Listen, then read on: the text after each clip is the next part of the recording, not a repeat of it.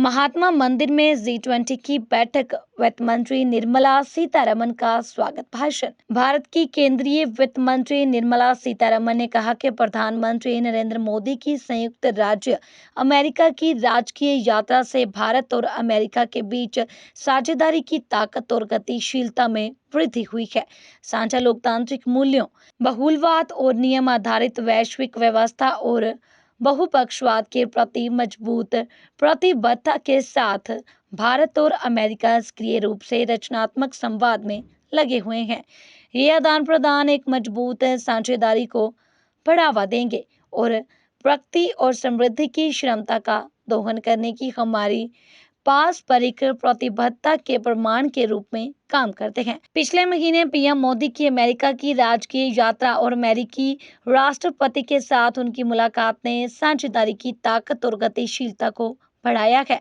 केंद्रीय वित्त मंत्री निर्मला सीतारमन ने 16 जुलाई को कहा, ऐतिहासिक यात्रा ने सहयोग के नए रास्ते प्रशस्त किए हैं, जिससे हमारी साझेदारी काफी ऊंचाई पर पहुंच गई है। उनकी टिप्पणी संयुक्त राज्य अमेरिका के सचिव के साथ G20 FMCBG FCBD बैठक के संयुक्त सम्मेलन में आई। गांधीनगर गुजरात में treasury Janet Yellen.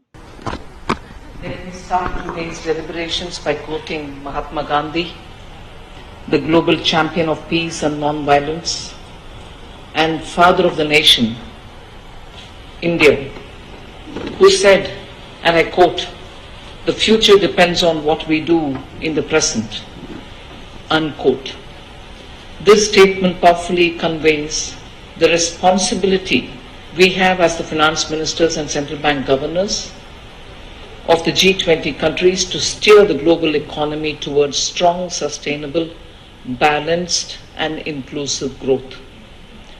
Based on the mandate we provided in February 2023, the various work streams of the G20 finance track have now come out with their deliverables. I encourage all of you to reflect on these deliverables and provide guidance on the way forward. On behalf of the Presidency, I take this opportunity to thank the co-chairs of various G20 finance track working groups, the international organizations,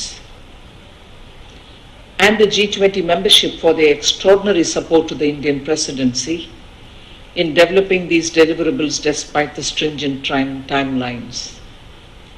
Colleagues, coming to the first session today, we will focus on issues related to the global economy and global health. Since we last met in April, the global economic growth is below its long-run average and remains uneven. Further, the uncertainty around the outlook remains high and downside risks to the outlook still persist, including those related to geo-economic fragmentation. What we need are coordinated international efforts to navigate this challenging period. In this context, the G20 Framework Working Group explored the issue of tackling macroeconomic challenges related to food and energy insecurity and those related to climate change and transition pathways. The policy lessons that have emerged from these issues clearly underpin the need for enhanced international economic cooperation. I also seek your support in encouraging the FWG to continue deepening the conversation on these issues. Moving on to the global health agenda in 2023, with the goal of amplifying the voices of low-income countries, the multi-year work plan of the Joint Finance and Health Task Force was adopted, supported by the guidance from regional organizations.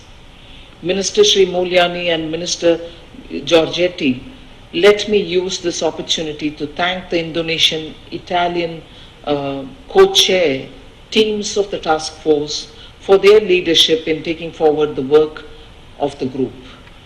Thank you again, Minister Sri Mulyani and Minister Giorgetti. 3 significant deliverables have been prepared, including the framework on economic risks and vulnerabilities, the report on best practices on financial health institutional arrangements, and the report on mapping pandemic response financing options and gaps. I look forward to hearing your views and forward guidance on all these key deliverables. The Presidency has identified some issues for deliberation today on which we welcome your guidance. Let me now move on to some housekeeping rules. First, the Presidency will invite the lead international organizations and the lead country speakers. The lead speakers will have already been informed.